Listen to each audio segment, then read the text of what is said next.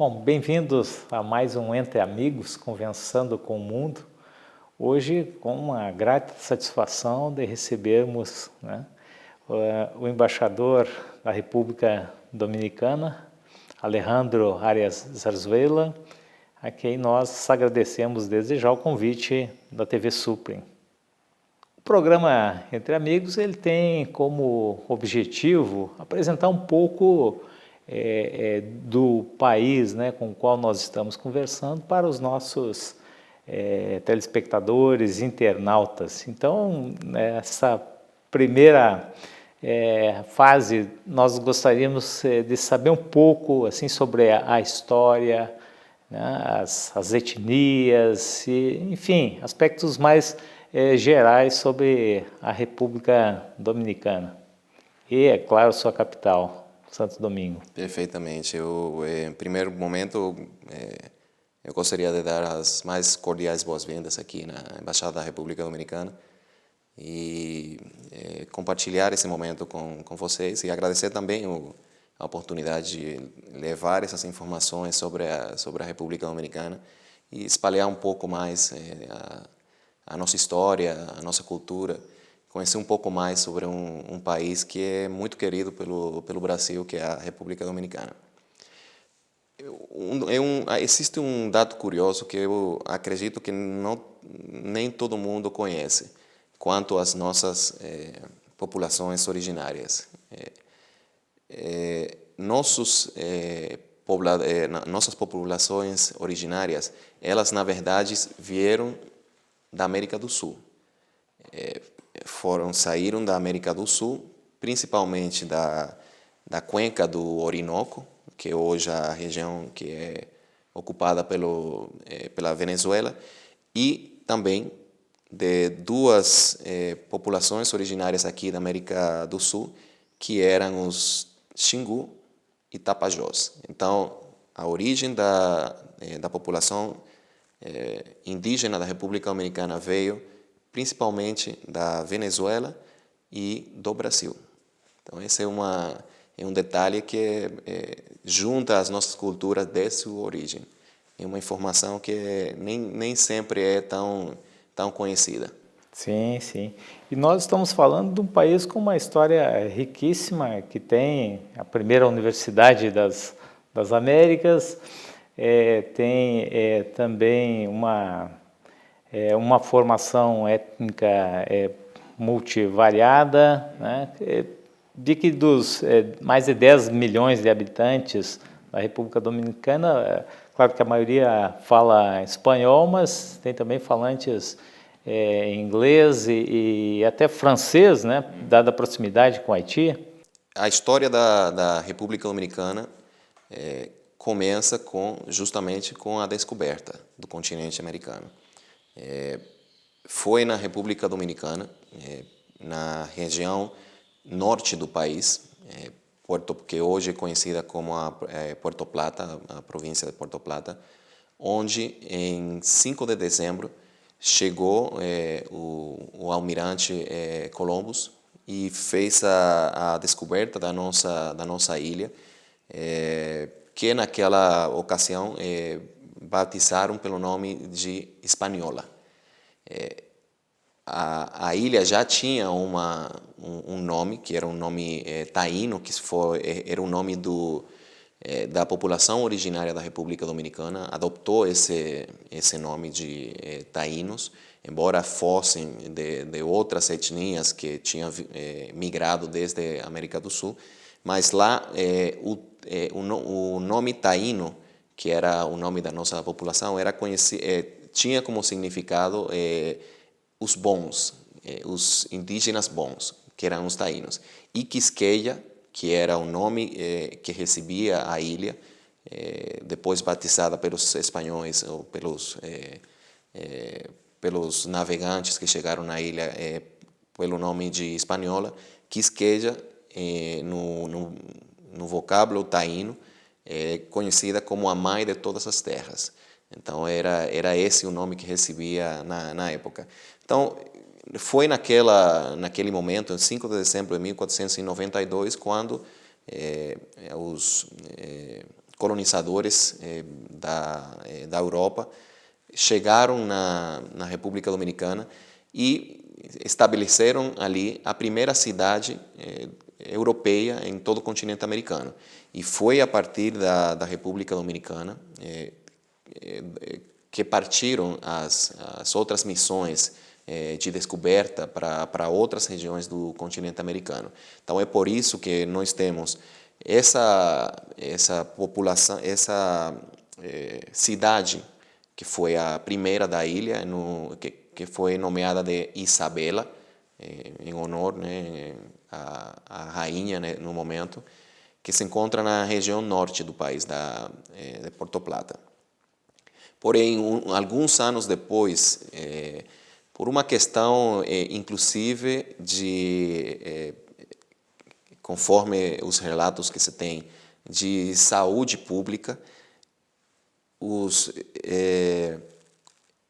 essa população europeia que se estabeleceu no norte da ilha, La Isabela, na cidade de La Isabela, eles passaram para o sul da República Dominicana e fundaram, alguns anos depois, em 1496, criaram essa cidade de Santo Domingo.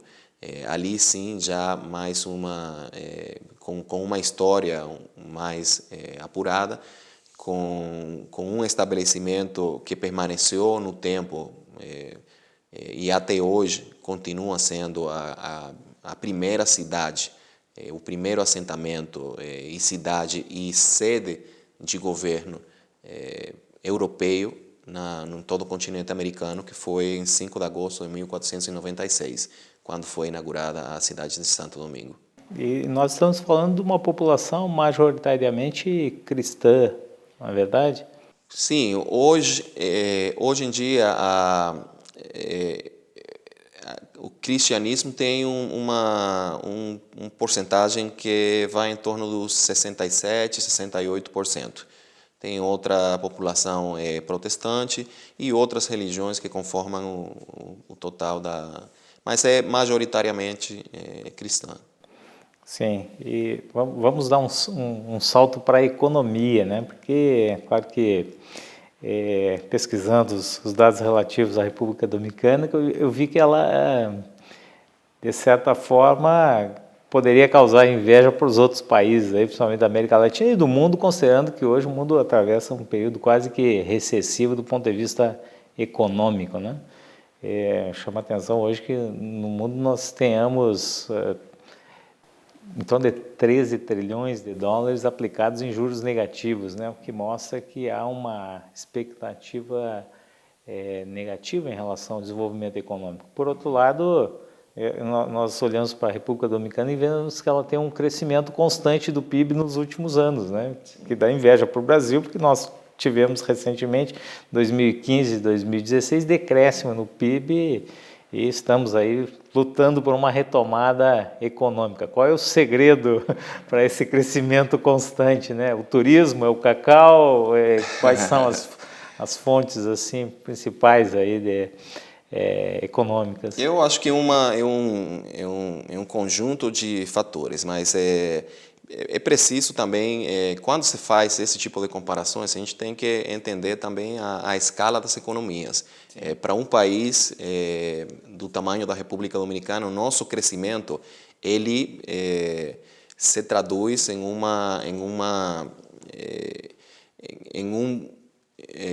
um crescimento por si que tem sido muito significativo nos últimos anos, igual você comentava. Nos últimos 25 anos, a nossa economia cresceu, em promédio, anualmente, 5,4% do nosso produto interno bruto. O ano passado, por exemplo, em 2018, teve um crescimento de 7%. E essa tendência, existe projeção de se manter, justamente porque a estabilidade política e a estruturação econômica do país tem sido feita com bases sustentáveis que justamente permitem que os dois aspectos transitem e se complementem um com o outro, a parte política estável estável, e a parte econômica com um crescimento sustentável, que ele é mais baseado em uma economia de serviços, hoje em dia, sendo um país da dimensão que tem a República Dominicana, é mais eficiente reinventarmos nossa economia para a produção de serviço do que a exploração propriamente apenas dos recursos naturais. É claro que nós temos uma economia que em grande medida ela tem como fundamento as questões de produção agrícola, também a atividade de mineração, mas a prestação de serviço que ocupa a maior fonte de renda da nossa economia. E sendo que um deles, essa prestação de serviço, é claro, o turismo. Porém, se tem uma percepção de que na República Dominicana o turismo é o principal produto, por assim dizer, da nossa economia. E o turismo, na verdade, representa apenas 18% do produto interno bruto. Então, é um conjunto de fatores, dos quais eu já citei alguns deles, a produção agrícola, a produção mineira, a prestação de serviços de turismo, as telecomunicações são importantes para a República Dominicana. E tem também um setor muito ativo, muito dinâmico na República Dominicana, que é o estabelecimento de zonas francas, que é um pouco o conceito que o Brasil tem justamente na Zona Franca de Manaus. Com o atenuante, no caso da República Dominicana, de o país se encontrar inserido em um esquema de integração econômica muito importante, tanto com os países da América do Norte, da América Central, como também com os países europeus. Nós temos tratado de livre comércio com o norte da América, com a América Central, com países do Caribe e também com um tratado de complementação econômica com a União Europeia. Isso faz com que a nossa produção tenha acesso livre de taxas para um mercado de mais de 900 milhões de pessoas. Então, por isso a questão a dinâmica da produção nos nossos parques de Zona Franca tem um impacto tão importante na economia do país, justamente porque ele chega a ter um número importante da população mundial. Bom, nós estamos chegando ao final do primeiro bloco, conversando aqui com o embaixador da República Dominicana no Brasil, o senhor Alejandro Arias Zarzuela. Voltaremos a seguir, tratando alguns temas que não falamos ainda, como os destinos turísticos, a educação, o meio ambiente e as perspectivas para o futuro do país.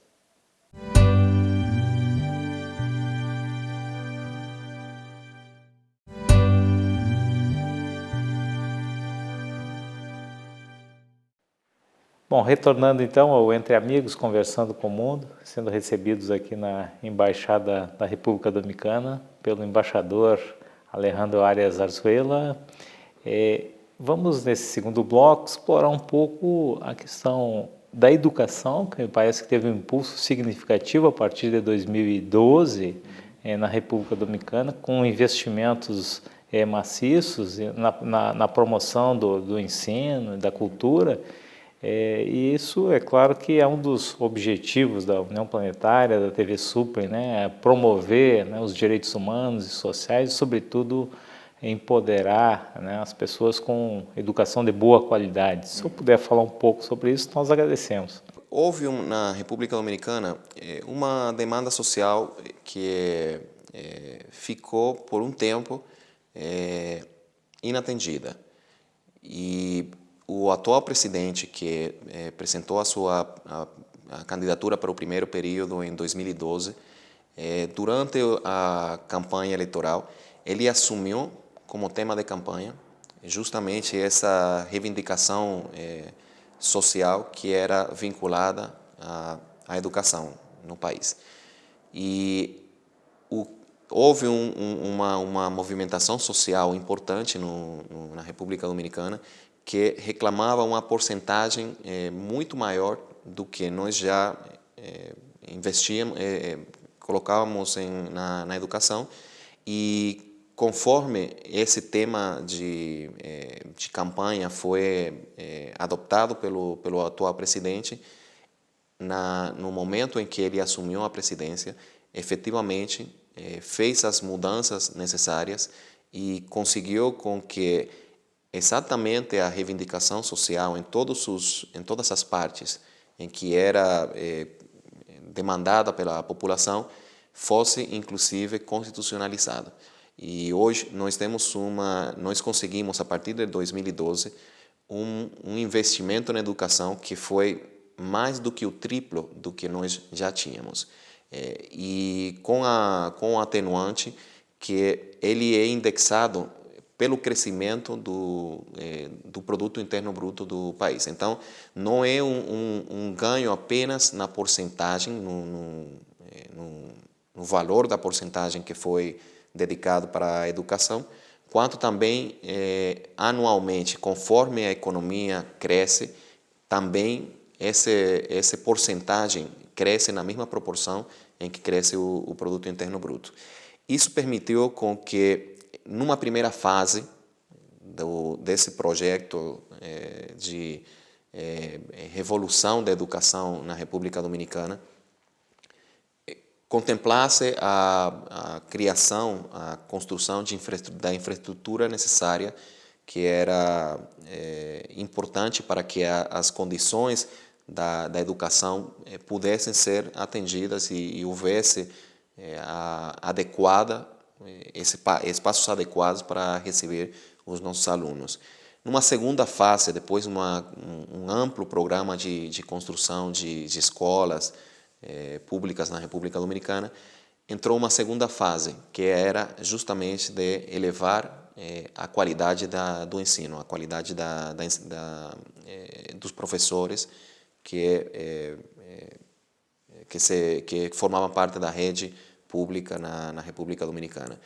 Então, houve um ganho importante que hoje se reflete, inclusive nos índices em que os nossos jovens completam o ensino básico, ensino fundamental, ensino básico, ensino meio, e também em como essa transformação na educação ela se reflete também em resultados nas nossas faculdades. Quando esses alunos completam o ensino básico, ensino fundamental, ensino meio, eles têm um desempenho muito melhor e isso tem resultado em uma sociedade mais informada.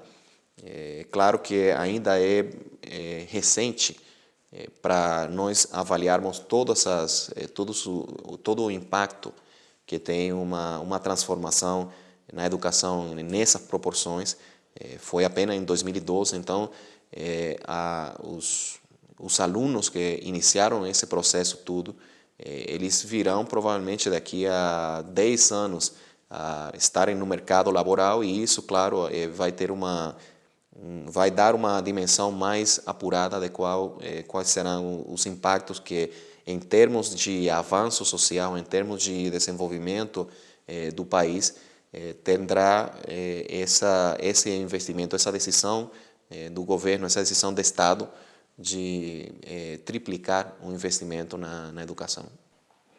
Muito bem, seria importante a gente falar um pouco para o público brasileiro sobre a questão ambiental e turística, porque se complementam, né? Muitas vezes o turismo ele é estimulado em áreas de preservação ambiental, o próprio turismo, né, ligado às zonas preservadas, ele vem crescendo no mundo todo, e me parece que nesse ponto também a República Dominicana tem lições a dar para o mundo, porque tem uma cobertura vegetal que me parece que supera 1/3 do seu território, né? Desejar ficam os nossos parabéns, né, por políticas certamente consequentes, né, nessa área.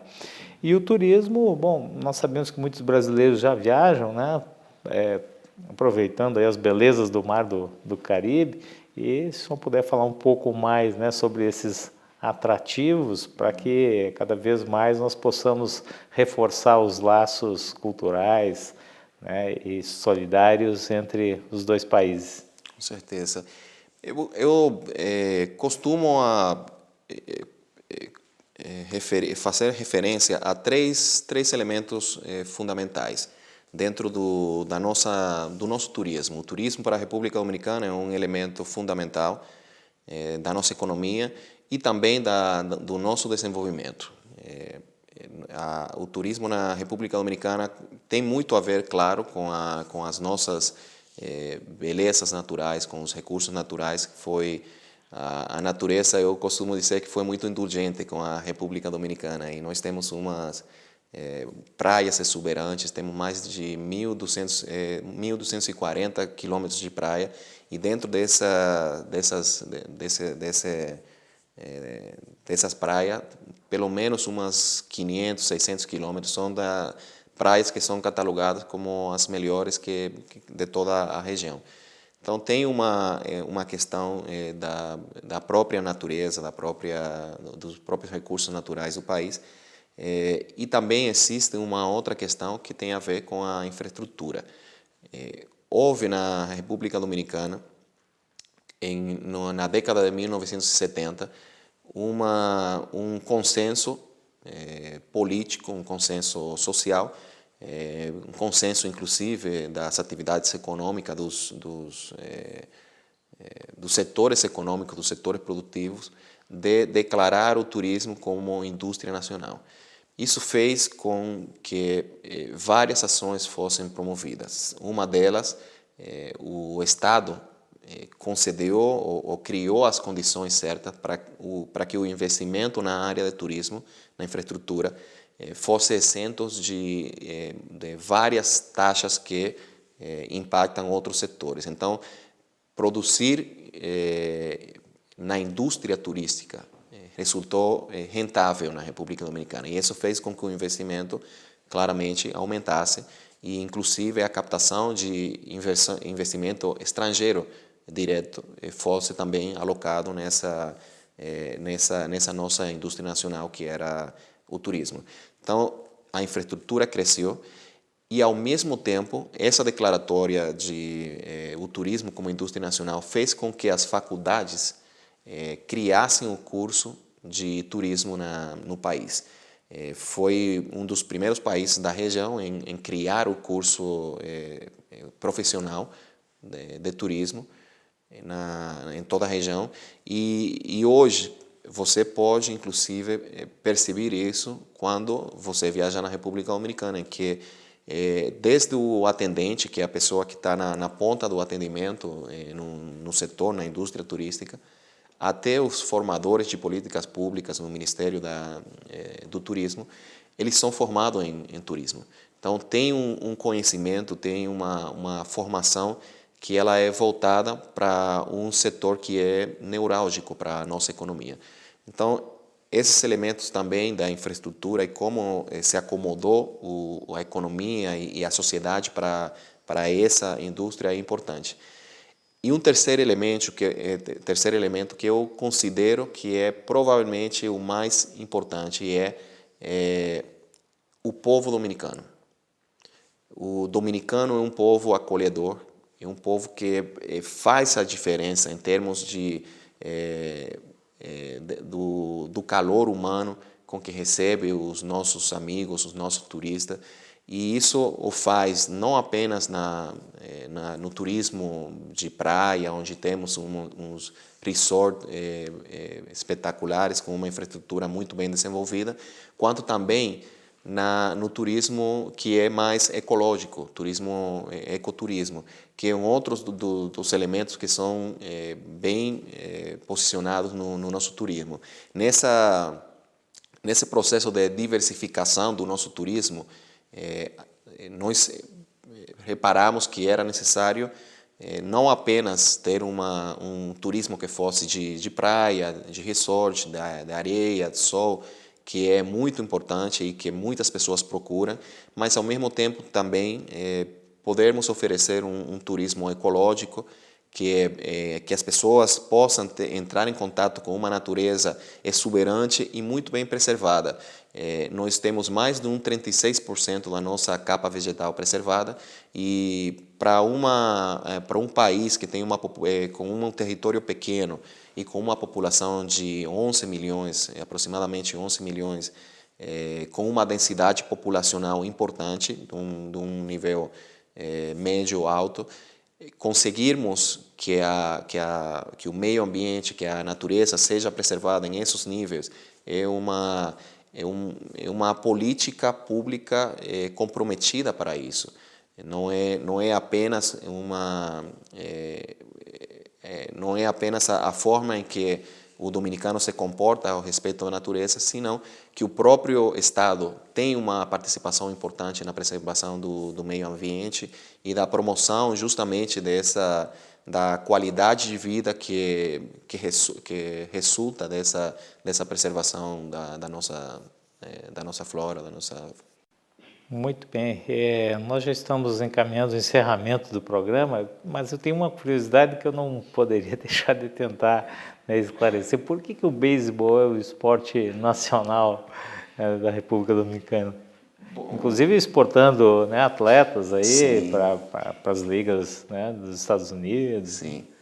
Sim, certamente. Um motivo histórico. Embora o maior torneio, o maior campeonato de beisebol do mundo esteja nos Estados Unidos, o que é o Major League Baseball.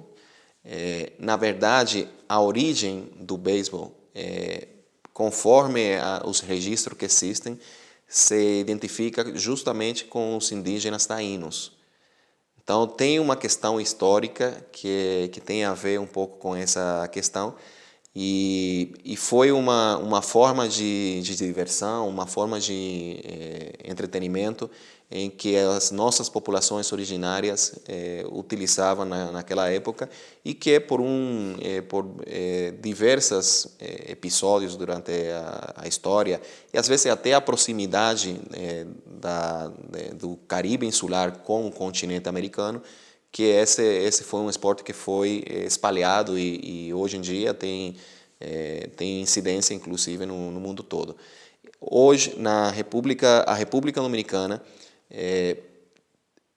dentro dos jogadores dos principais lugares em que existe o esporte do beisebol, principalmente nesse Major League Baseball nos Estados Unidos, dos 100% dos jogadores que não são dos Estados Unidos, 38% são da República Dominicana.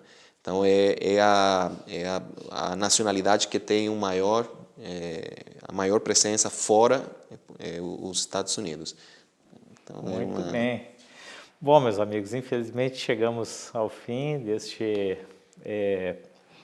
Entre Amigos Conversando com o Mundo. Agradecemos imensamente ao embaixador Alejandro, a acolhida que tivemos aqui na embaixada e ficamos, né, à disposição para conversas futuras, porque certamente a República Dominicana tem riquezas que ensejam a continuação de programas como esse. Muito obrigado. Muito obrigado, eu que agradeço a oportunidade de poder expressar essas informações e nos reiteramos à disposição para futuras oportunidades. Prazer. Prazer.